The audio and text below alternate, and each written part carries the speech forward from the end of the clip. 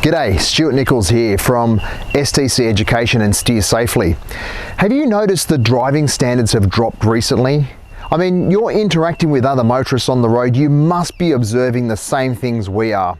There are people who are tailgating relentlessly. There are people who are running through orange lights and red lights and things like that. They're not stopping and they're cutting other motorists off in traffic, or they might be hogging the right lane instead of moving across and letting a faster vehicle go through. You've got to ask yourself, why are people behaving this way? And what we've come up with is a very simple thing. People are time poor, and there's a little clock in their brain thinking that they're going to make up time by changing the behavior they normally would drive in traffic. However, we know by doing that, you're actually increasing your risk and becoming less safe. It's not fun to interact with you on the road if that's how you're driving. When I was a younger person, when I was a child, I would notice that there was lots of drivers who took pride in the way that they approached their driving. You would see some people put gloves on to go driving. That's how serious they were. They would certainly be checking their motor vehicle to make sure it was in mechanically good condition. They'd be checking their tire pressures, checking under the bonnet for things like oil and water levels, and making sure their washer bottle has fluid in it. I mean, when was the last time you actually opened the bonnet on your own motor vehicle? So if you don't have pride in your driving, you're not going to adhere to a really good standard on our roads. And I think vehicles have become easier to drive. We see less and less people driving things like manual motor vehicles, which requires more input from the driver and requires you to be more competent. Now, I'm not saying everyone should drive a manual vehicle, but certainly if you're driving an automatic vehicle that does everything for you, you're going to put less effort into the way that you drive that. And unfortunately, that's just a behavior that's crept into driving.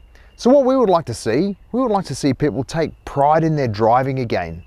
You can become a leader in good driving.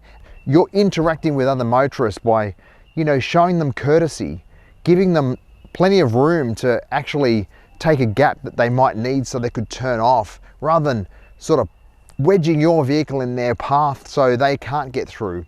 Allowing other motorists to come out of a side street if you're in bumper-to-bumper traffic.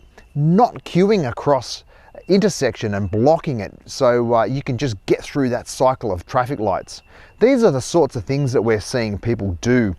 The other thing that is noticeable is people speeding. They're actually taking a disregard for the law, which is really, really disappointing, because the speed is actually set there for everyone to remain safe in that environment. So if you're speeding, A, it doesn't get you there any sooner, and B, we'll just see you at the next set of traffic lights and laugh at you anyway. So why would you want to do that? What we would see in the old days is people would actually go to a driving course, for instance, to get better skills in driving. They'd actually go there because they cared about how their driving was. They cared about the competency that they would be putting forward when they're out in display.